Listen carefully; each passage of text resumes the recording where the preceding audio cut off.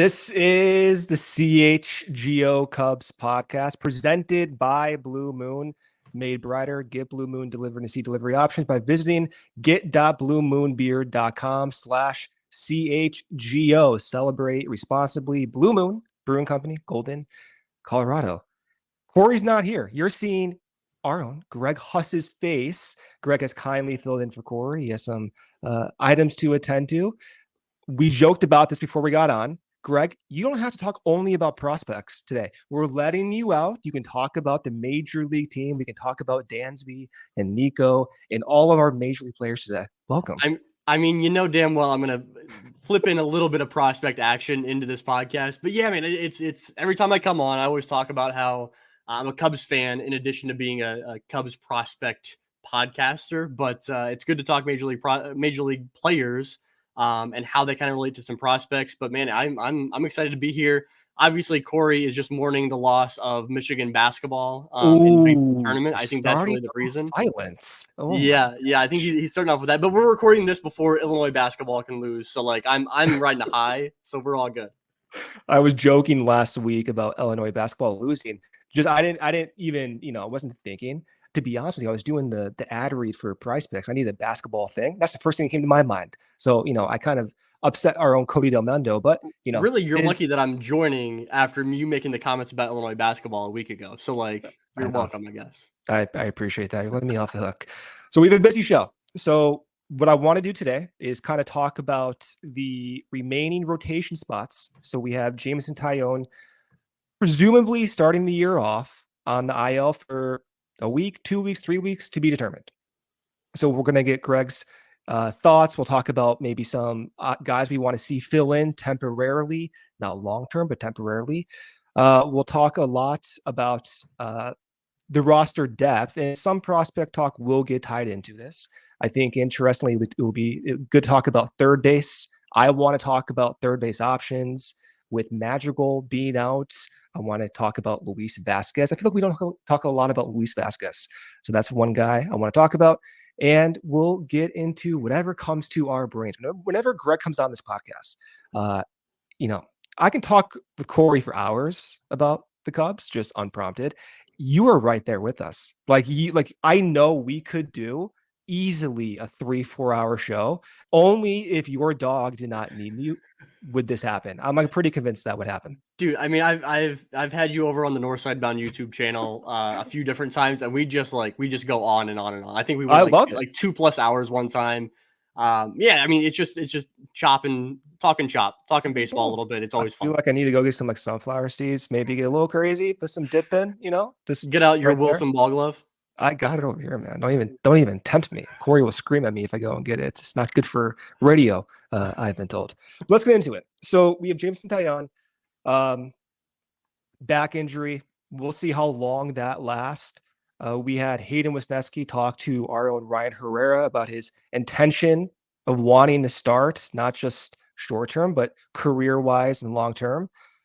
I'm thinking about options. I'm thinking about, in my mind, Jordan Wicks is already locked in, just my expectation. I look at Javier Assad. I see his value as a starter, perhaps a swing man. We'll see how Council wants to use him out of the gate. My idea initially goes to Hayden Wesneski starting and getting those reps to open the season. And so to you, given everyone you followed over the years in the minors, Hayden Wesneski, is that your guy, or do you have someone else you would like to see get that first week or 2 weeks of starts? It feels like it's down between three names that we're talking here, right? So like you mentioned Jordan Wicks, if he feels like a lock for the rotation at this point. So I think he's out of the conversation. I think on the other end of the spectrum, I think Ben Brown is out of the conversation. I think that Ben Brown's kind of locked in for the rotation in Iowa to start the year. So then you got three names. If you want to throw Drew Smyly into this equation, you can. You got Javier Assad and then Hayden Wesneski are the three guys here. I think that if you subscribe to kind of your way of thinking, Brendan, I think that Hayden Wesneski probably brings a little bit dangerous way of thinking. He brings a little bit more upside in terms of like you're getting a potential higher value out of Hayden Wesneski in the rotation than you would for either Drew Smyly or Javier Assad. But I feel like you're a little more confident in what you can get out of either Assad or Smyly because they've already proven it in the rotation to a certain degree. Smyly, obviously, significantly more years than Javier Assad. But I'd honestly probably go Javier Assad for that number 5 starter. I think what it really comes down to, though, like, is I know we've kind of dabbled back and forth. Is Hayden Wesneski going to be used in the bullpen in Chicago? He's going to be used in the rotation in Iowa. This was before the JMO injury. But I think what it might come down to is like, where do you find more value in Javier Assad? Like, do you think that Javier Assad is more valuable as a piggyback reliever, as a 1 or 2 inning reliever? Because I think that's what it comes down to. I think it's probably less about Hayden Wesneski, because I think he's going to be starting regardless of kind of where he's at, whether it's Iowa or Chicago. So, I mean, I look at that kind of relationship in Assad and where the Cubs might want him to spin it a little bit. Over your years of following Assad coming up through the ranks, I caught his attention in 2022. The diverse pitch mix, the velocity increase that he experienced. What was it? 2022 is when his velocity kicked up, or 2020? Yeah, probably would have been 2021, 2022. Yeah, we saw a little velocity, and that was the big thing with Assad, right? Because he always had that diverse pitch mix, but it was like, hey, if he's doing that with an 88, 89 mile an hour fastball, it doesn't really matter that he has that diverse pitch mix. It doesn't even really matter all that much that he is around the zone a lot. If he's only throwing 88, not many guys can be Kyle Hendricks, you know. It was when he saw that velo increase, it's like, all right, this is now a guy. So like, when you're talking about like who I followed coming up through the system, both Wesneski and Assad are really interesting, because Assad, like, this is not what Assad was as a minor league prospect. You know, like he was never in my eyes ranked as like a top 40 prospect in the organization. And that's because he wasn't this guy we see now. And then you flip it over to Wesneski, and like, he was traded when when he was acquired in the trade, he was already like AAA major league ready. So like, these are unique circumstances for both of these guys. I watched Assad, and he just screams outlier to me. If you look at his stuff plus or pitching bot metrics across the board, they don't rank above average. His 4-seam ranks as a 40 out of 80. Most of his other breaking pitches rank that low as well. You start peeling the layers back with Assad, and you start realizing, oh, these are outlier pitches. For example, if you look at his sinker counterintuitively has more carry than your average sinker by a pretty significant amount. I believe in the 80th percentile of carry for his sinker.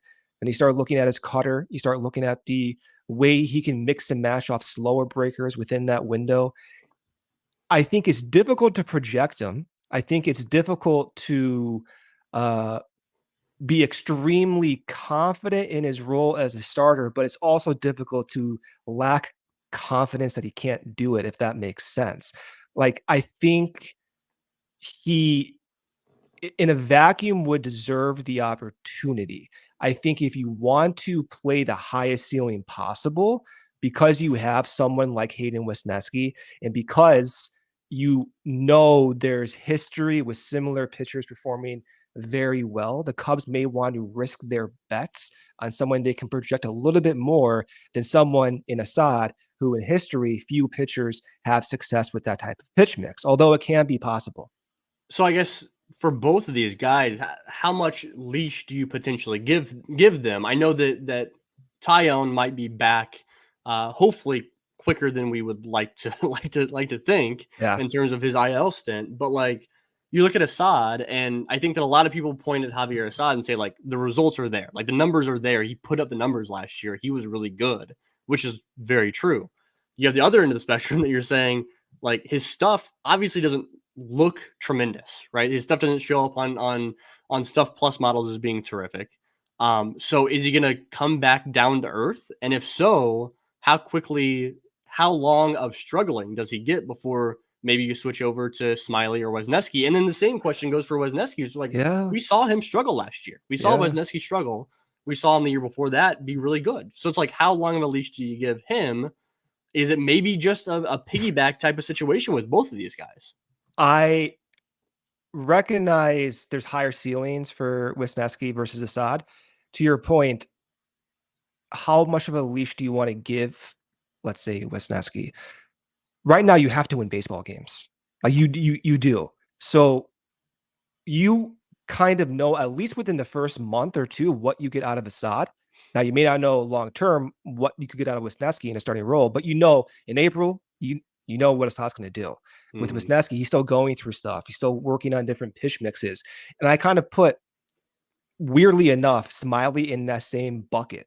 I view Smyly very differently than I viewed him last year because he's going through a significant pitch repertoire change where he's throwing, 2 new pitch types. He was throwing 95 miles per hour last week with a 4-seam fastball. It's like, what are we doing here? So in a way, I view him similar to how I view Wesneski. Very interested in both of those guys. And I think if you want to try to play the higher ceiling, then those guys go over Assad. But in April, just to give 3-4 starts, I know Assad's going to go out there. I know I'm going to see sinkers and cutters in the same window. They're more likely going to be located well, and he's going to induce weak contact. So I feel as if starting with Assad does make the most sense. That's where I would lead to.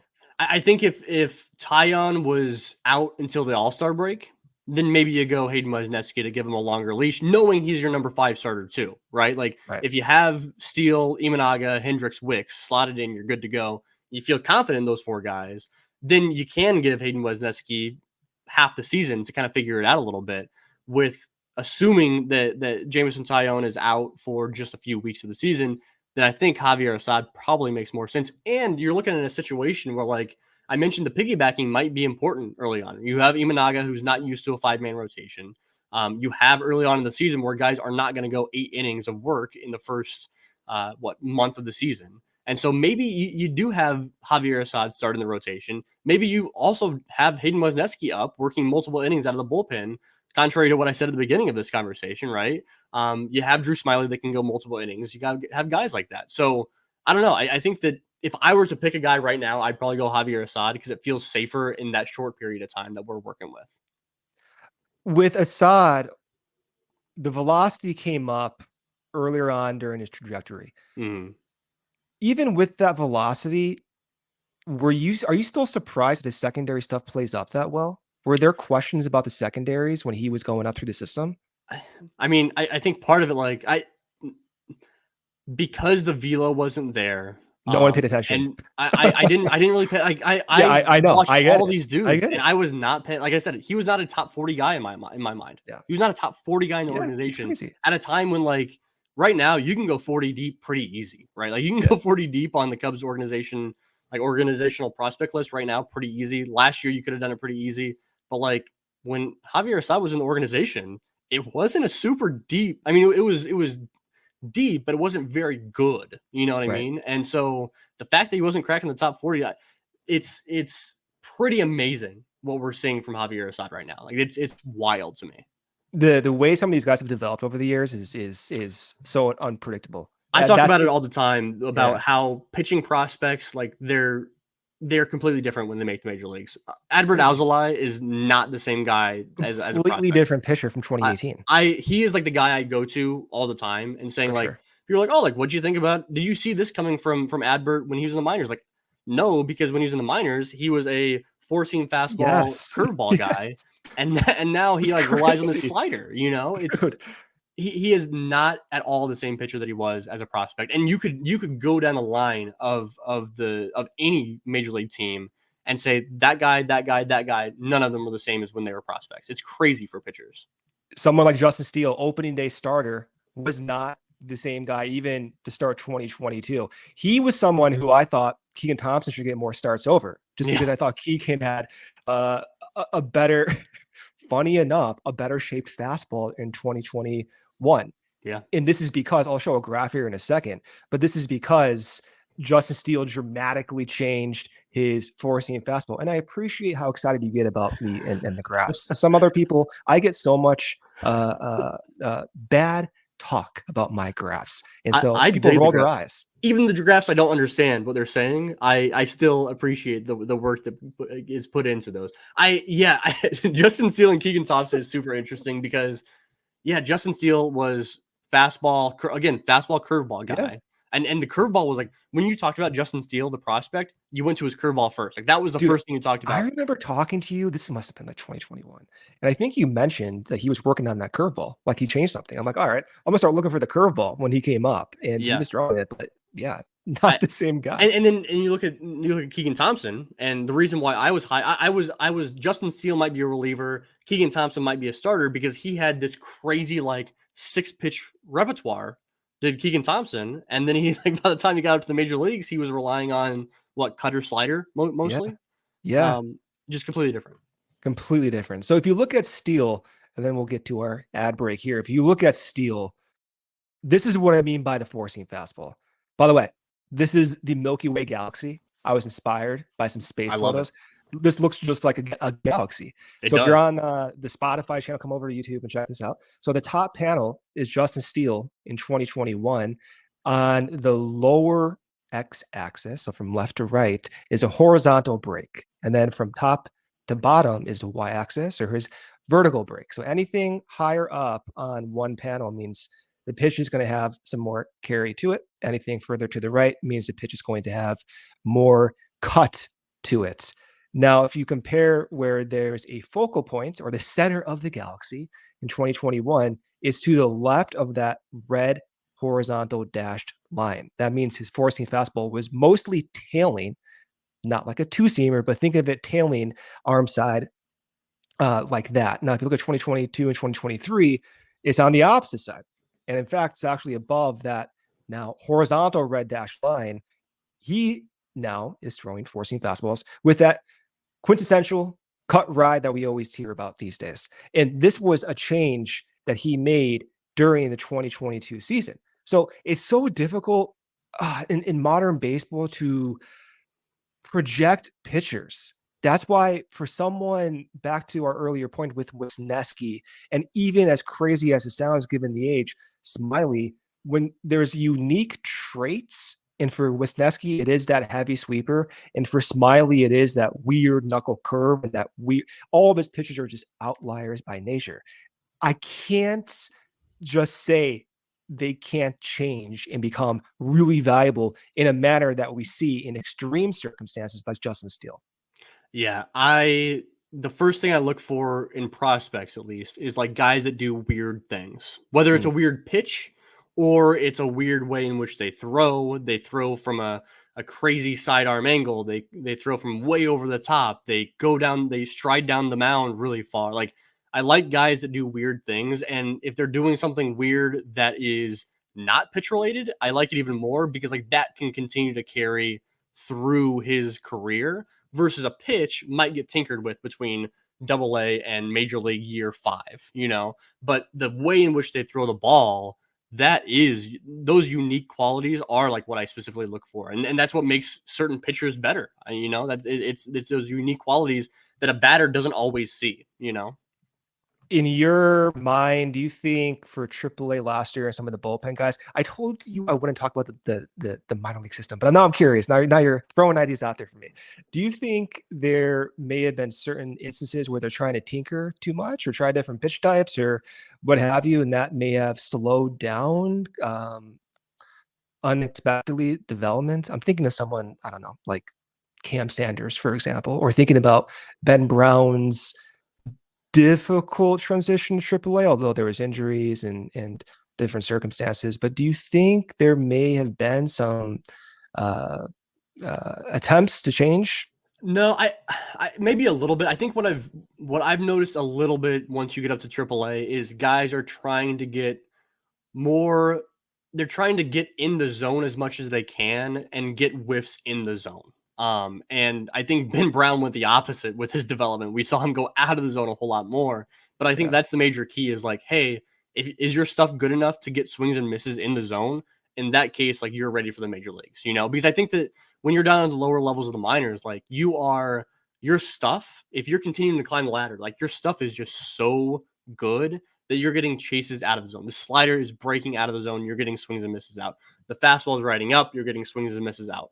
But it's different being able to get a fastball up and in the zone and get a swing and miss on that. That's like what we saw from Imanaga today in the spring training game on Thursday. So good. Like that, like that's exactly what so like smooth. Guys are trying to master at AAA is what Shota is doing at the major league level, where he's getting that ride in the zone with a fastball and guys are just looking silly. They're looking ridiculous on. I know It's that wasn't part of our crazy. talk today, but like Imanaga looked so damn good today. Dude, So he is so smooth. I was watching this video in Japanese. I can't speak Japanese.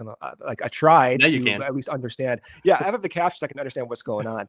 But he was describing how he, like, I'm gonna butcher what they were saying, but he almost like doesn't even try to feel his arm, and he Okay. just lets his body come through. And then the last second, then he just snaps. And if you watch him pitch, you can totally see that happening. Like he's Like so very like smooth. rubber band like. Yeah. Very rubber band like. But Yeah. and I think he was saying how he used to throw like javelins or something like that as well. So yeah, Shota Imanaga, the smoothest Cubs pitcher I think I've ever seen. All right, so let's go ahead and take this break, come back out, continue our talk. First break here is from Prize Picks. Prize Picks is the largest daily fantasy sports platform in North America. They are the easiest and most exciting way to play daily fantasy sports. It's just you against the numbers. Instead of battling thousands of other players, including pros and sharks, you pick more than or less than on 2 to 6 player stat projections and watch the winnings roll in. Whether it's tournament season or the fight for playoff home court, there's no shortage of high stakes basketball moments this time of year. Get in on the excitement with Prize Picks, America's #1 fantasy sports app, where you can turn your hoops knowledge into serious cash. Conference tournaments are here, which means the biggest moments in college basketball are getting closer. Be a part of the action on Prize Picks for both men's and women's college basketball. Don't listen to me about basketball knowledge. Listen to Cody Del Mendo. I don't know how well Illinois is doing recently. Again, I don't want to get in trouble over here. I don't know if you should be betting on Illinois. And if you don't, you have the NBA. Go bet on DeMar DeRozan. Go bet on Caruso. I don't know. Have DeRozan 20 points. Caruso 10 assists. That can be your bet. You can win money that way. Go to prizepicks.com/CHGO and use code CHGO for a first deposit match up to $100. That's prizepicks.com/CHGO and use code CHGO. Pick more, pick less. It is that easy. And what else is easy is if you're in the market for a new vehicle, then I have great news for you. Our partner, Ray Chrysler Dodge Jeep Ram in Fox Lake, is celebrating the President's Day sale event all month long. Very easy to get a new vehicle, even extending through March as well. And you know what that means. You'll be able to shop on their wide selection of inventory for a limited time. Get 20% off MSRP and all remaining new vehicles, including the 2023 Jeep Gladiator models with a dealer discount. That's not all. Shop their last call on select Dodge, Challenger, and Charger models. Dodge is the most powerful muscle car brand, so you don't want to miss out on their last call with over 20 Dodge muscle cars to choose from. At Ray CDGR, you'll always be able to shop one of Chicagoland's largest inventories and drive home with more money in your pocket than you'd expect, thanks to Ray's price promise. But that's not all. Just for listening, you can get a free oil change when you use CHGO at the service center, or mention CHGO when you book online at raycdjr/service. So if you are in the market for a new vehicle, then you have to check out the team at Ray Chrysler Dodge Jeep and Ram, because they are the only team we recommend. Visit them today on Route 12 in Fox Lake. For more information, visit Ray CDJR in Fox Lake or raycdjr.com. Serving the community since 1963, Greg. Okay, I want to talk about third base. The reason I want to talk about third base is because I like Luis Vasquez. And there was a time where I thought, okay, you sign Brandon Crawford, give me Vasquez, give me Dansby, give me Nico in the infield all at once. My dream did not come true, but I'm still holding out hope we see more Luis Vasquez at the major league level. Yeah, dude. I mean, even without Brandon Crawford thrown into the mix, like going out and watching the grouping of Dansby Swanson, Nico Horner, and Luis Vasquez taking ground balls would be like, honestly, it's like something you show kids as they're like growing up and like learning how to play. Like you just like go watch these three guys field ground balls for literally like 5 hours. Dude, you got it. You're gonna be an expert. I don't know if you watched Dansby's videos on his YouTube channel. Have you seen Not that as yet? much as you. I've seen them, but not as much as you. Dude, I'm looking at those videos and I'm like, man, I wish I watched these when I was like 12, 13, 14 years old. I was doing stuff I should not have been doing, and I had great hands. So I'm thinking to myself, if I had watched Dansby's videos, I would be playing second base right now with Dansby. I just assumed you were making the videos back then of you fielding ground balls. That was the move back then, right? Did you, not to get too off the rails here, but did you have like a swing you emulated back then when you were playing? So I definitely had like the Derek Lee like leg kick. Like that was absolutely incorporated into my stance for sure. Had to do that. The swing not as much, but like I did the Nomar like messing with the batting gloves, obviously, and then the Derek Lee like leg kick. And then after that, it was just I had to write it out my unathletic self. So I had to do the best I could after that. What position did you play? We never talked about this. I was shortstop and second base. I was middle infield. I was modeling after Dansby Swanson. Yeah, I can tell. I can tell. You're Derek Lee's bat, but you're playing shortstop. Yeah, I mean the 1-2 punch. A true rarity these days. Yeah. No, dude. Luis Vazquez is interesting because like I feel like we haven't talked about people haven't talked about Luis Vazquez all that much, and I know that like he is not going to make the opening day roster in Chicago, obviously, but like he's gotten lost in the mix a little bit, I think, because of obviously you have Dansby and Nico at the middle. But then at third base, you have this just huge mix of players. You have the Christopher Morel, you have Nick Madrigal, you have Patrick Wisdom thrown into there. You got Miles Mastroboni, you got Garret Cooper playing first base that might impact Patrick Wisdom. Like there's just a whole lot going on as far as like the roster management. And in any other year, I think we'd be talking a whole lot more about what Luis Vazquez can do.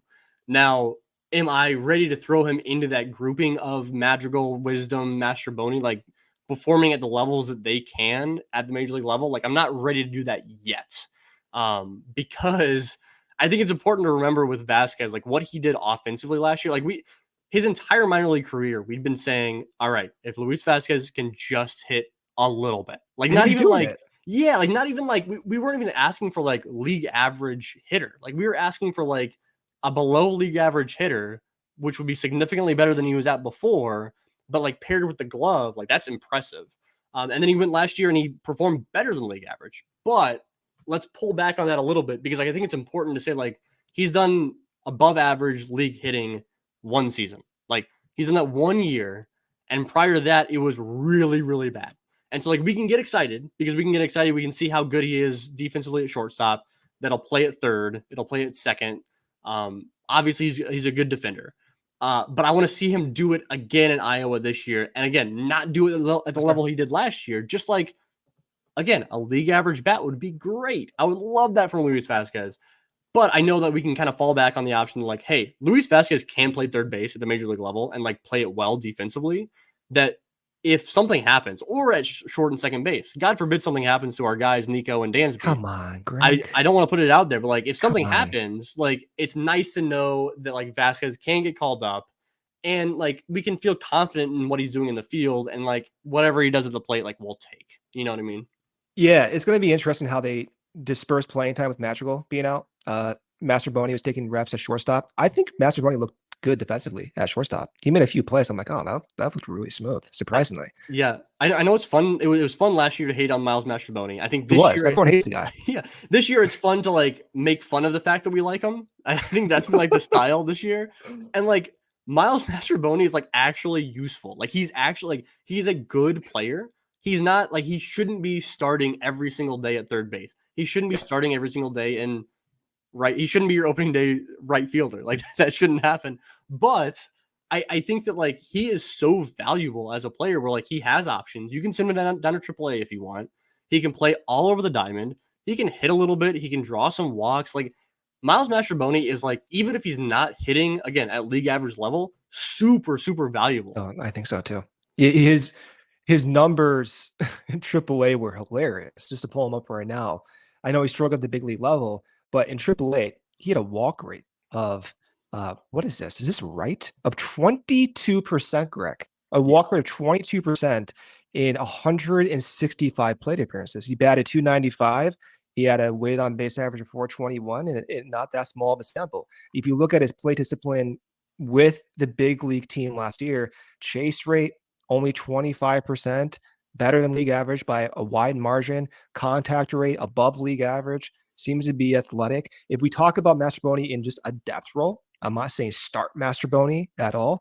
I will say though, comparing him to someone like Nick Madrigal, I would place more of my bets Madrigal or on Mastrobuoni versus Madrigal, just because of the defensive versatility, the ability to play outfield in a worst case scenario, but the ability to play shortstop, I think better than Madrigal. I think the ability to play third base, I think in a larger sample, his value versus Madrigal may even out, and of course second base as well. I really like the idea with Counsell mixing and mashing Mastrobuoni sparingly.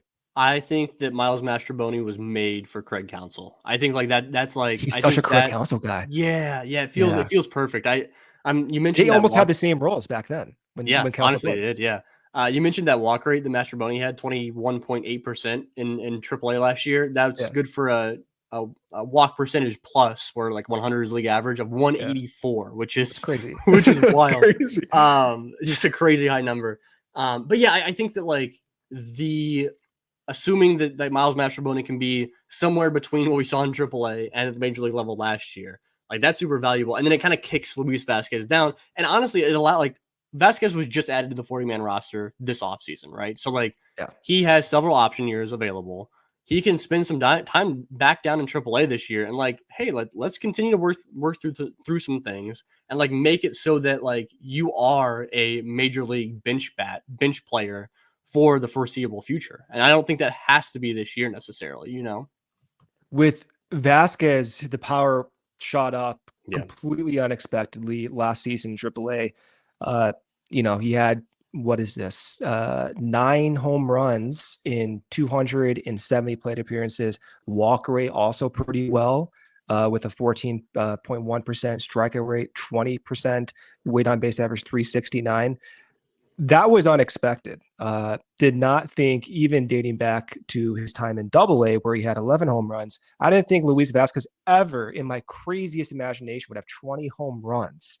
What, Greg? Vazquez went from having in 2022 between Tennessee and Iowa had a 621 OPS in 2022. In 2023, he had in the same levels. He was still in Tennessee and Iowa. He had an 819 OPS. Like it went up almost 200 points from one year to the next. I was trying to figure out what happened. And the only thing I could think of is he added this leg kick. He has he definitely looks more fluid in his swing. I think it might get exposed to big league level, but he did add some more pre-pitch movement, probably just to increase the fluidity and the momentum of his swing. He hit the ball a lot harder last year than he did in 2022. I mean, I think that Baseball America posted some exit velo numbers, and he was among the biggest risers from year to year in all of minor league baseball last year. So that's notable. And it shows in his BABIP went up significantly. In 2022 it was 271, which is not great for a batting average of balls in play. In 2023 it was 325. So that happens when you hit the ball harder. You're hitting the ball in the air, you're hitting the ball harder. There's a lot to like. I'm equally as excited about Luis Vazquez and trying to temper expectations, because hey, he could revert back this year. That could absolutely happen. He could revert back, and then we're just back to okay, he's a defensive guy. Where does he fit in? Probably not on the 40-man roster, honestly. So Vazquez is he's a fun guy to talk about, and because of all these conversations we can have, it's funny that he's been lost in the shuffle this spring training, you know? Yeah, he's really been lost. I think there's a warning signs in his profile. Despite the good strikeout rate, contact rate in AAA last year was only 74%, which would be below league average by about 1 percentage point at the big league level. So I think if he gets more of a opportunity at the big league level, because he already has this propensity to whiff, that would just get exploited crazily at the big league level. In a similar example, Jared Young had a contact rate of 76%, gets called up last year. It dropped by 5 percentage points, and Jared Young did not grab hold of that opportunity when he was given it. Even Matt Mervis went from this. I actually do want to talk about Mervis later on. Not right now. Okay. Yeah. Maybe actually let's do it right now. I want to do it right now. Love it. Matt Mervis had like a 78% contact rate in AAA, gets called up, does not succeed in Chicago, goes back down to AAA, and then he starts whiffing even more, way more. I think his post-demotion, if you want to call it that, contact rate was only 70%. So I'm trying to think, what the hell happened?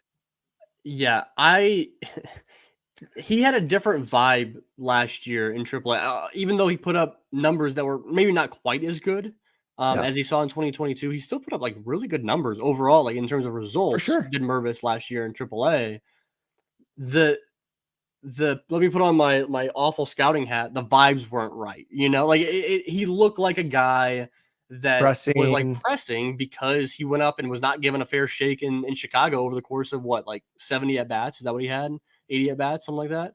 And so I think that like he went back, and because he's so because he's so talented at the plate at the AAA level, I think he could still get away with succeeding despite that pressing feeling that you got from him. But like he's too. What it comes down to is Matt Mervis. He's too good for Iowa. He's too good for AAA. Now, is he good enough for the major leagues? I don't quite know the answer to that yet. I think he needs more run in order to tell us the answer to that. But he's going to be sent back down to Iowa this year, and we're not going to see anything that we haven't already seen. Like, he's already too good for that level. There's plenty. Like, we can't say he's a quad A guy yet. We can't say that he's a major league player yet, but we can say he's better than AAA. So I don't know. Just wait and see. But like, I feel for Matt Mervis, dude. I feel for Matt Mervis. The Michael Busch trade messed up Matt Mervis.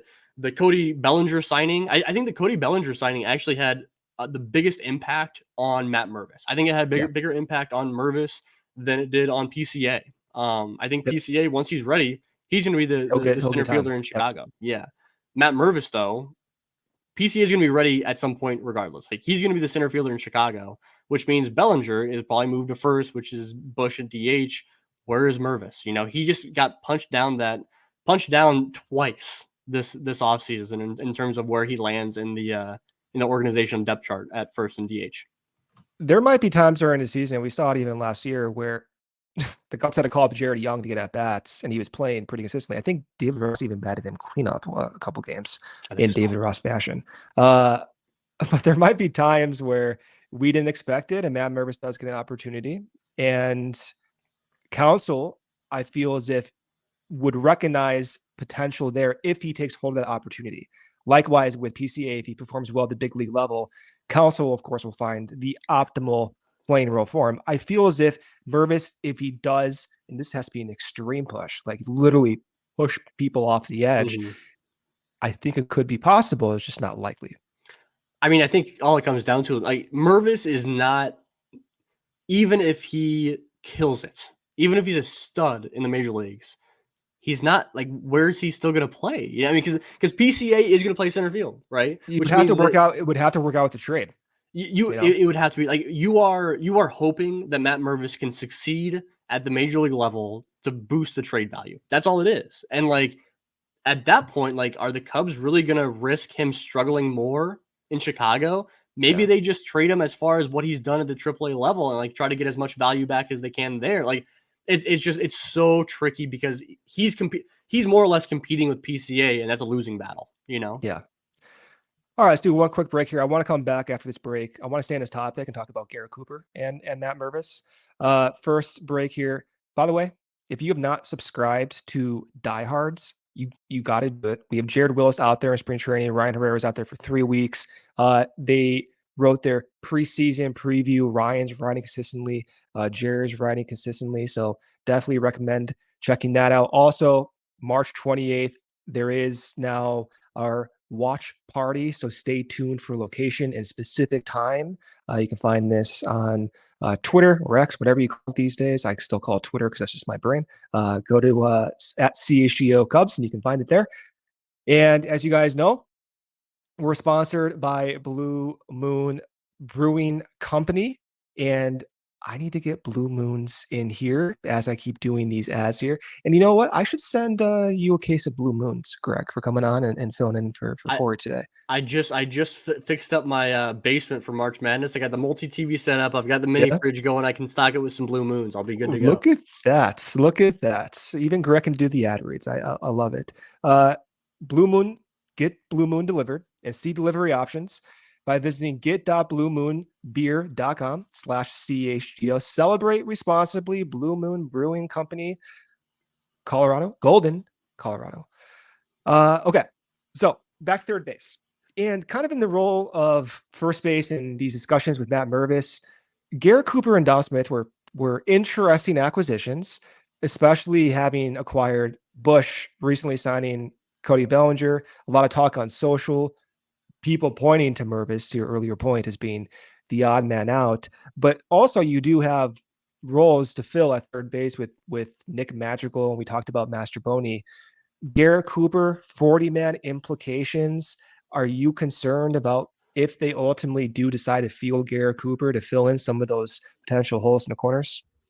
I know there's going to be an open 40-man roster spot with Caleb Killian hitting the 60-day DL or IL. Wow, I just called it DL like it's 5 years ago. Well, we're getting old.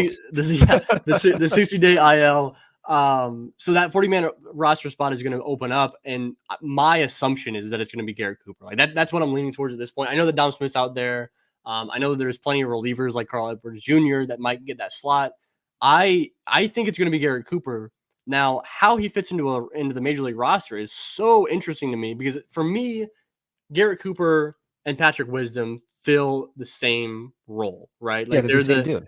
They're the same guy. I mean, they go about it in a little bit different ways, but like they are the lefty masher that can play first base.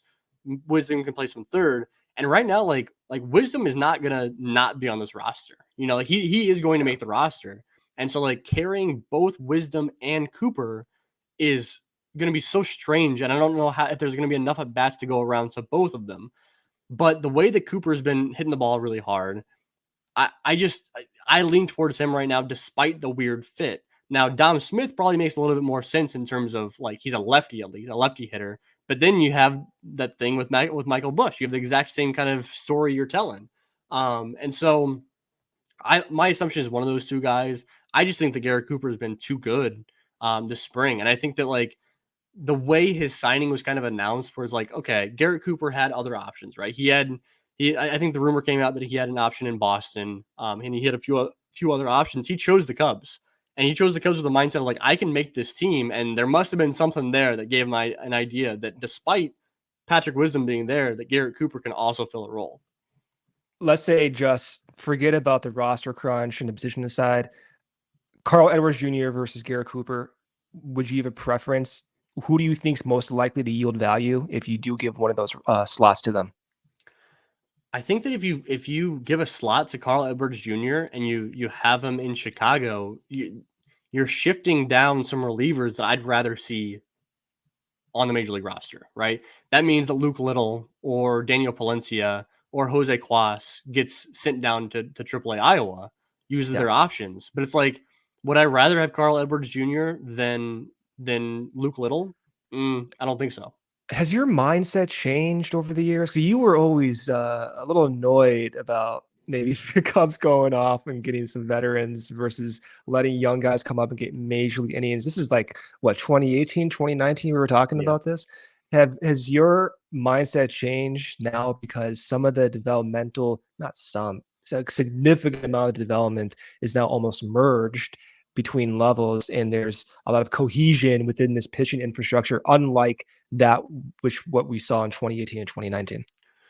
I think that part of, as far as the pitching goes, part of the reason why I've come off that a little bit is because I've seen the Cubs succeed developmentally with pitchers that are minor league free agent signings or kind of major league signings that are towards the end of their career, and been super successful with that. And I think there was a lull as far as, especially with relievers, well, I guess with starters as well, with all pitchers in terms of coming up through the farm system. I think they were starting from scratch with this new pitching development. And with that, it took a while for some of these pitchers to make their way up to Chicago. Meanwhile, they were you could see tangible results with some of these like minor league free agent signings, some of the veteran guys that they bring in. And so I think that they've started to even that out a little bit. We saw like Daniel Palencia come up last year and succeed. Yeah. Luke Little, different story. He came up a little bit later and didn't get a whole lot of playing time. But like, I was surprised I called up Palencia that early. Exactly. But I like to see like them showing faith in Palencia being successful, despite not being a reliever in the minor leagues. There were times for Palencia where he had no slider and he was throwing four seam. It's like, all right, well, clearly they want to develop this guy and go through the growing pains at the big league level in a competitive window too. That was unique. with that being said, I mean, like, would you rather have Carl than, or any of that? I say Carl, but it could be Edwin Escobar. It could be any of these guys that were signed as minor league free agents that are off the 40-man roster. Would you rather see any of them over Palencia or Little? No, Or I gotta be honest with you. Like, I think with Wisdom versus Cooper, to relate this to our first conversation, we have to have some realistic expectations. And so in one sense, while I'm more optimistic about Wesneski's overall high ceiling value versus Assad, I need to win baseball games right now. Now, if I look at Garret Cooper versus Wisdom, I can't tell you with confidence that Cooper is going to outproduce Wisdom. I also look at Cooper and I scratch my head and I'm wondering, why did his whiff rate jump almost 8 percentage points last season? It was almost within the same range as Patrick Wisdom. And simultaneously, is that going to be a problem? Because he is very aggressive. We're talking about a chase rate that is 40%. That's like, you're just inching towards Javi Baez territory in that extreme land. We're talking like, I don't know, like 90th percentile of chase rate, where Javi's like 99th. But Wisdom, on the other hand, super patient, still has contact issues, performed better than Cooper last year against lefties, actually performed quite well overall in a sample, in his 300 plate approach sample. I wonder if it makes more sense to bring in Carl Edwards Jr. for pitching depth, and the sacrifice is what you said. You don't have Luke Little get major league innings. You don't have maybe Palencia get that every day travel role with the big league club. But what you get out of it is you do shore up some of that pitching depth that might be a little iffy. And the other sacrifice is you hedge your bets offensively on Wisdom actually outperforming Cooper. So it is it's a very difficult decision. It's more difficult than it seems on the surface because the biggest sacrifices are going to come developmentally with Cooper. Yeah, that's kind of my mindset. So I think that adding Carl makes sense in kind of shoring up some depth, obviously. But like, and maybe my mindset's wrong, and you can correct me on this, but like, if you add Carl Edwards Jr. to the 40-man roster, to the major league roster, then he might be taking 20 innings away from Luke Little or Daniel Palencia. If you add Garret Cooper to the major league roster, into the 40-man roster, then he might be stealing 50 at-bats from Patrick Wisdom. I think that has a smaller that's a much smaller difference. If you're stealing 50 to 100 at bats from Patrick Wisdom, I think that they're so comparable, and I think that like that's such a small amount of at bats that doesn't make as much of a difference. I'm game for just doing that, as opposed to like Carl. It's like that's 20 innings, dude. Like that's a lot of important innings out of the bullpen. Even if they're like low leverage, it's still innings out of the bullpen in Chicago, and like that to me feels like it has a greater impact on, man, if Carl struggles, we could have had Luke Little. You know what I mean? I don't know. It's versus if Garret Cooper struggles, it's like Patrick Wisdom might have struggled too. I know. It's honestly, the reality is both of them are probably going to struggle. We're getting so much in the weeds. If you had to bet, both of them are probably not going to work out, even though they are interesting. But it's one thing. I'm kind of more cautious with the pitching depth, and I think, weirdly enough, I may sacrifice some innings developmentally just to ensure that if something happens, if another Keegan Thompson unpredictable weight thing happens, but Keegan had like gained 15 pounds, didn't perform well, then at least you have that potential. And with first base, you still have Mervis in AAA if you want. Madrigal will be back. You have maybe Masterboni performing well. You also have Luis Vasquez, put over Masterboni somewhere in the outfield and move over Ian Happ first base in the worst case scenario if you really need to do it. So I think I'd rather protect the pitching at that point. Can we really real quick veer off here and talk defense? Because I know we talked about it a little bit, but you talking about moving Ian Happ had me thinking. I think I tweeted this out. Like, can you imagine a defensive lineup where you have Luis Vasquez playing third, you got Dansby and Nico up the middle, you got Cody moved over to first base, and you got an outfield of Gold Glover Ian Happ, Gold Glover PCA, dude, and then you got Seiya who's improved out there in right field, and then you got either Yan Gomes or Miggy Amaya behind the plate. Like that's about as good of a defensive alignment as you could possibly have, right? I need at least 2 games of Luis Vasquez at third base with Cody Bellinger at first, just so I can see that and enjoy that. It'd be amazing. It'd be amazing. Oh my gosh. You mentioned him though, Miguel Amaya. So you have Yan Gomes, aging, great year offensively, one of the Cubs' clutch hitters, especially towards the back end of the season. Miguel Amaya, we were talking about him years ago. I posed a question to you. What do you think about his offensive profile? And you expressed optimism, but my sense was more reservation than most guys. Mm-hmm. So I look at Amaya now. Have things changed given how he's rebounded from injury and how he performed last season? So I'm really glad we talked about Matt Mervis already, because I think that like being able to talk about Matt Mervis and be like, oh, the Cubs screwed up, that they screwed up with the way they kind of brought him into the major league level, dating back to 2022 when they did not call him up, and then 2023 and not giving him a chance. Like we can talk about how the Cubs screwed that up and then flip that to Miguel Amaya. And like, I think they have handled Miguel Amaya being introduced to the major league level like perfectly. I think, and I was even skeptical of last year when they called Miguel Amaya up. So was I. And I was like, okay, when they called him up, he was the third catcher. And I was like, you're really going to keep him around as the third catcher when he's missed all this time in the minor leagues because of injury. And I was like, why are they doing this? They nailed it. They nailed how they did that. They were able to kind of ease him into the major league level, get him more accustomed to working with a major league pitching staff, not overwork him in his return from injuries. Big time. Yeah. They eventually picked him over Tucker Barnhart. I know that's not a difficult decision to go away from Tucker Barnhart, but like they had a proven, like a veteran player who'd been around. Game caller, pitchers liked him. And they chose Miguel Amaya over him, which I think just like speaks a lot to what they believe in Miguel Amaya. And then you get him not too many plate appearances in Chicago, but like just around the environment.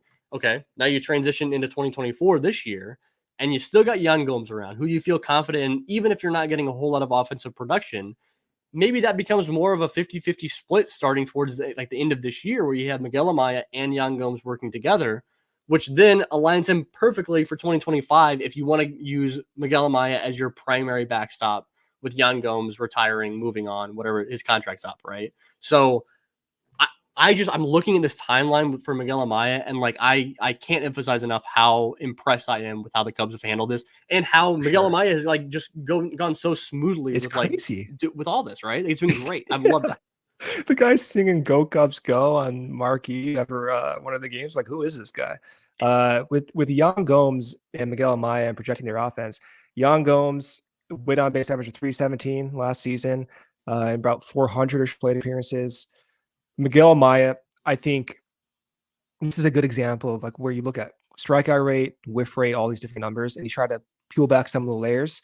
Amaya struck out in a quarter of his plate appearances, but his contact rate was above league average. So you have these two conflicting outcomes where in one sense he's making more contact, better than league average, but in the other sense he's striking out more than your average hitter. So at some point you would imagine with more consistent playing time and going through those adjustment phases, that natural ability to make more contact is going to bring down that strikeout rate. And if that does, what I'm looking for early on is if he maintains that contact rate and the strikeouts go down, similar to what we saw with Seiya Suzuki, very different players, but in Seiya's example, strikeouts went down, had a high contact, that precedes offensive output.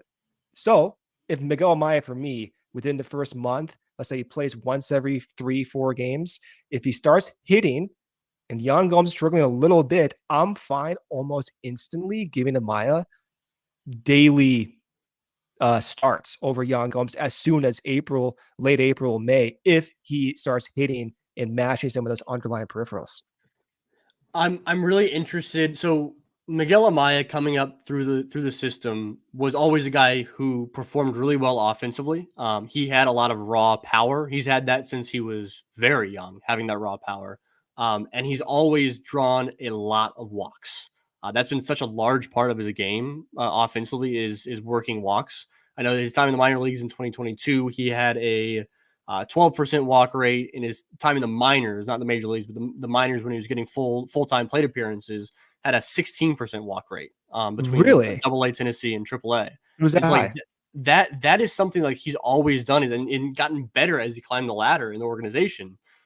When you are not getting consistent playing time, that is like the first thing that gets knocked down offensively is your walk rate, because like you're excited to hit, you're finally in the lineup, like you're getting in at bat. Like, I'm not going to go up there and start drawing walks. Like that's not part of like human nature to do that. Yeah. And so last year we saw, I think it was a walk rate just south of 8%, right? Last year in his major league appearances. I'm curious to see what that number looks like this year to start off the year when he won't be getting consistent playing time. Maybe it's closer to half and half. But it'll be more than last year, but not full time, I guess, is moral of the story here. And that's going to be important to his offensive production. And I feel like the Cubs are going to need to see that in order to feel more confident in working him as a full-time catcher towards the end of this year and into next year.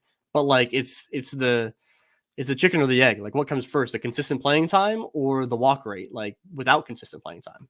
Oh man. Do you think he can adjust to sparing playing time and force his way into the lineup? Or do you think he needs that everyday playing time? Because he's one guy who has such a weird, unorthodox developmental timeline with the injuries. Yeah, I think another thing he needs that. Another thing to point out too is like the walk rate. Not only is it like sporadic playing time and tough to draw walks that way, but he's also at the major league level, right? Where like he's facing better pitchers that are going to go after him more. So like in AAA, like pitchers are more scared of him. They're going to work around the edges of the zone more. He's going to draw more walks. If you get to the major league level, pitchers are like, hey, I'm better than you. I'm just going to throw it in the zone, and like maybe your in-game power isn't playing the way that your raw power is, and because of that, like pitchers aren't going out of the zone as much, and he can't draw as many walks that way. So I think it's kind of like, I think we're going to have to see a fully like back in action Miguel Amaya, because like, remember, like he was coming off of two different injuries. He had Tommy John, he had some Liz Frank injuries on his foot the previous year in 2022. Sorry, the years are mixed up in 2022. And so for him to come back and make it up to the major leagues was pretty amazing last year, honestly. And so I don't know. There's a lot that we still have to see from Miguel Amaya to prove that he is ready for a full-time role in 2025. I almost admittedly put Miguel Amaya away in my brain. I almost wrote him off. I really did. I'm like, oh, this guy has so many injuries. It's not going to tie him up well. Not that I don't believe in him as a player, but I didn't understand if he's going to get the chance with the current Cubs team. And he got the chance, to my surprise, and he performed way above my expectation. Because his problem was the injuries, not only the injuries, but how that lined up with him being added to the 40-man roster, and he lost those option years, right? So, like, he needed to perform at the major league level, and, like, he didn't have as much experience in the upper levels of the minors, and that was what was really tough. So, it's like you didn't want to give up on Miguel Amaya, the player, and how skilled he is, but it's like, is there just too much development lost? I think it's kind of what we're looking at with Brendan Davis to a certain degree now. I was just thinking about that. You know, the talent is there with Brendan Davis. Like, it was there. But is there just too much development timeline lost? Miguel Amaya came back strong. We'll see if it happens for Brendan Davis as well. But yeah, I'm really excited to see what his role. And I think learning from Yan Gomes is awesome. And the current Cubs starting pitching staff. There was a reason why he was catching Kyle Hendricks last year. Kyle was calling his own games. Miguel Amaya quite literally is taking class behind home plate. It's like, okay, Kyle's going to throw a change up here. Let me just, put this in my brain. Oh, he's going to call four seam in this scenario. I'm going to remember this too. And I thought that was spectacular. I think there was moments where he was catching Jordan Wicks. Maybe I'm off on this, but I'm just going to say it anyway. But there was a time, and even if he wasn't, I think Jordan Wicks, we know, is, of course, learning from Kyle Hendricks. So it speaks more to Kyle Hendricks than anything.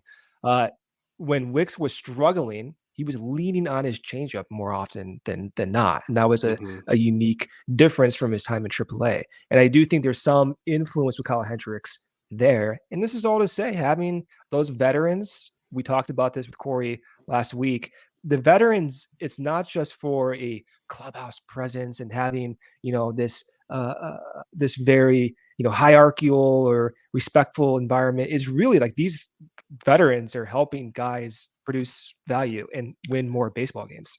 And it's just a Kyle Hendricks audition for him to be what? How's this shake out with a pitching coach? We love Tommy Hotovy. So how does it really work with Kyle Hendricks taking over? Like, what is that? Is that going to step on Hotovy's toes? Like, what's the deal here? I think what's going to happen is Jed Hoyer kind of decides, you know what, my time is done, pulls a Theo, decides to go, pull some strings for the Cubs in the commissioner's office.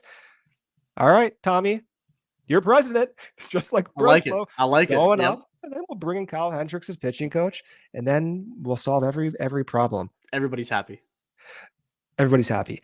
I think our discussion today, by the way, loved it. Can do it for another 3 hours. It's such a representation of where the Cubs are at. Our entire tone was push pull. What do you sacrifice developmentally to win more games? Does really these guys playing get you more wins? And is it stupid to try to risk that, looking at some guys like Garret Cooper versus development? It's such a representation of all the difficult choices this front office has to make, but also Craig Counsell has to make too on a daily manner. It makes me appreciate just how important someone like Craig Counsell is leading the helm right now. Yeah, man, I think that right now the organization as a whole is set up so well that you have the base of a good baseball team in Chicago. Are they a World Series winning caliber team? No, like they're not. But there's a base of a good, like there's a good team there. You also have a farm system that is the second best in all of baseball behind the Baltimore Orioles. Dude, their system's stacked. Their system's like unfairly stacked.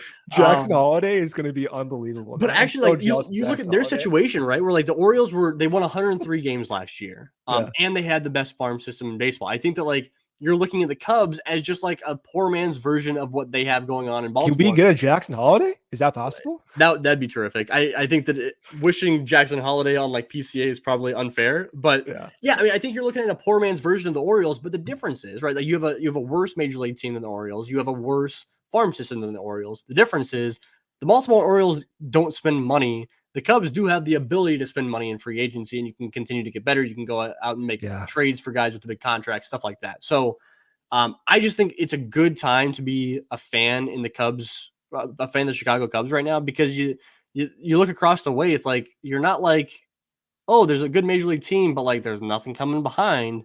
We're good on both fronts. It's nothing to blow you away at the major league level right now. But like I'm excited about the major league team. I'm excited about the farm system. I'm really excited to see how Craig Counsell can merge those two components, because I think that might be one of the main reasons why he was brought in. Dude. I think he's a good manager, but I think like him managing like playing time and those relationships and the development, I think he's so great at that. And like I'm going to be watching that hard this year. I'm just so curious how much value that is, because we've talked for years how important are managers to winning games. You know, we had Joe Madden, World Series champion Joe Madden, by the way. We had him, but he was unorthodox in his environment approach, unorthodox on certain player decisions and lineup constructions and yada, yada, yada. Counsell's very different, very distinct in that he's a front office executive in the dugout with playing experience, chewing dip, acting like one of the guys, right? Never has this happened in Major League history. So from my fans' perspective, just taking away my Cubs hats, seeing how this is going to work on a daily basis, where now I can actually see it and understand it better, really curious. He is almost like the perfect experiment, if you will, of trying to determine, okay, how valuable are managers?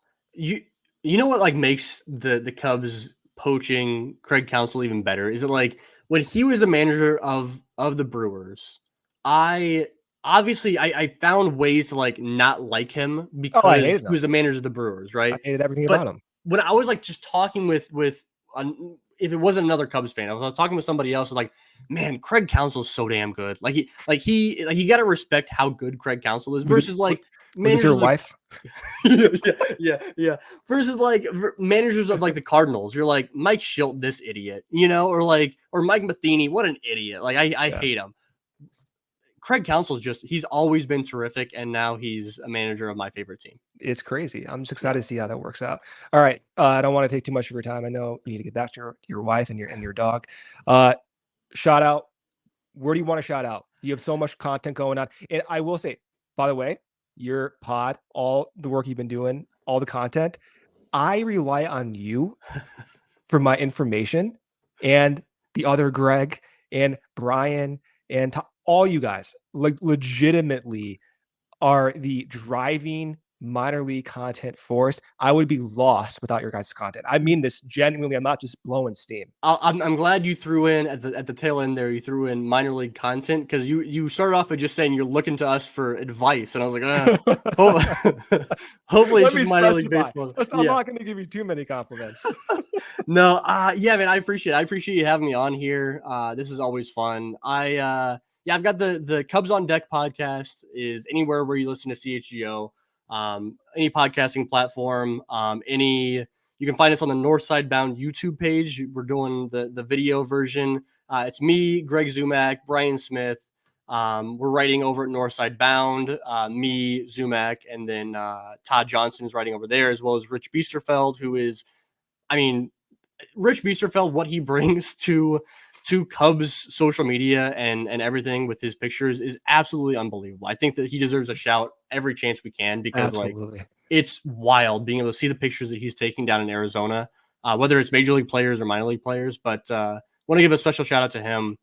But yeah, go check us out. Right now, we're going through the process of the month of March is affiliate preview month. And so we've already previewed the Tennessee Smokies in AA. I did that with broadcaster Mick Gillespie. Also have previewed the South Bend Cubs at the high A level. Did that with the broadcasters Brendan King and Max Toma. Those guys are all terrific. So upcoming, we have next is going to be the Myrtle Beach Pelicans preview with broadcaster Sam Wiederhaft. And then I'm going to end the month with the Iowa Cubs preview with Alex Cohen, who has been on the call for a lot of Cubs major league spring training games. So that's going to be really fun. So prospect affiliate preview month and all that fun stuff. But yeah, can't thank you guys enough at CHGO.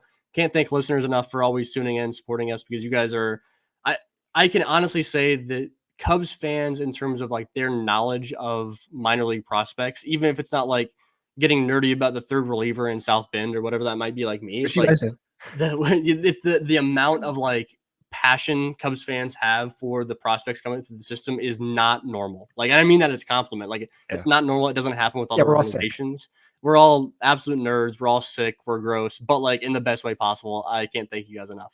Yeah. And before we sign off here, two things. One, Marquee Sports Network is having more minor league games. So that's big. That's big for me because I swear to God, I watched every YouTube video of most of these guys. I just searched YouTube for highlights. So to see the games on TV is going to be awesome. Yeah, I want to give a quick shout out to that because as much as we rag on Marquee a lot and sometimes warranted, the fact that they are broadcasting as many Cubs minor league games as they are is terrific. This year they'll have 49 games on Marquee. That's crazy broadcast. They'll have, I think they have 8 of the Road to Wrigley shows, which is like the whip around show, which is great. Elise Miniker and Lance Brozdowski and Jim Callis, terrific.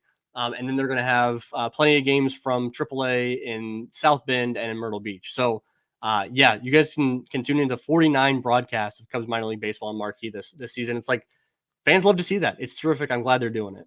Yeah, and I don't want to give you too many compliments. I feel like I'm giving you too many compliments right now. I will say though, your player interviews, Cole Roederer, Bryce Wyndham, unmatched. I love those interviews so much. So if there's ever, I always want to point to like specific examples. If you have not listened to like Greg's shows, go to YouTube and literally type in Cole Roederer and Greg Huss and just watch. Those are the most energetic, the most fun player interviews I've seen in a long time. So I just want to give a shout out and a specific example of where you can find all that stuff. Because for me, that's what I like. I appreciate it. I mean, it helps kind of knowing some of these guys are just like incredible human beings. I think that a lot of times I like to kind of show the human side of some of these minor leaguers because a lot of times we look at the minor leaguers and like we're just looking at their box scores, right? We're looking at their box scores and how many home runs they hit, or looking at scouting reports, where do they fall on the 20/80 scale. The Cubs have a lot of 80 great human beings. Having Cole Roederer on the show again, I've had him on several times. Having him on this offseason, I hope he gets a shot. I think this is his year. Bryce Wyndham, I think we might see some Bryce Wyndham catching as the third catcher or the backup catcher in Chicago this year. I thought just to pause right there. Yeah, I didn't realize like he had during the offseason like 2 jobs. Like Yeah. you were guys talking about this. I forget. He was like working at a school? Is that what he said? Yeah, so he was working. I think his dad has or his family has like a shirt printing business. Yeah. And then he's a basketball coach. Basketball That's what it actually was. is Bryce Wyndham. Yeah, I know. I've heard Basketball him is like saying this. his sport. Like he was a D1 recruit for basketball. Like that's his passion. He just happens to be really, really good at. Well, at, I'm at sorry, but baseball you too. kind of look like a catcher, so it's not going to work for you, Bryce. Exactly. So yeah, I honestly like I'm glad you plugged those because like go listen to what Bryce and Cole have to say because like they're full of stories. They're great guys, and like if you're looking for some minor leaguers to root for to make the major leagues this year, Cole Roeder and Bryce Wyndham are those two dudes. I don't think I've ever rooted harder for a minor leaguer than Cole Roeder. I'm being serious. And this is because of your interviews. And I've talking to Rich about these guys. I just know the backstory of them. Like, man, like if anyone deserves that feeling, it's like Cole Roeder getting that first base hit. And just know those two guys, both Cole and Bryce, are guys that have gone through it in the minor leagues, right? They've gone through years where they have absolutely struggled. They've gone through years where everything's kind of against them, where it's just not going their way. And for them to both be Cole will probably be there, but both of them be in AAA this year, just to call with the major leagues is it just amps me up to like I get so excited. I end up thinking about it too. I hope it happens. I really do. All right, let's sign off here, Greg. Thanks again for coming on. Corey should be back next week. You guys can check out the rest of the crew on Monday. I think I'm getting sick. I think Luke, like through his microphone, got me sick. So like my voice is getting lost. I got a headache right now. I'm thinking about all these different 40-man implications. Now I'm going to get a migraine after doing this. But we will be back with you guys next week. Luke, Cody, Ryan, Monday through Thursday. Check them out on the YouTube channel. Check us out.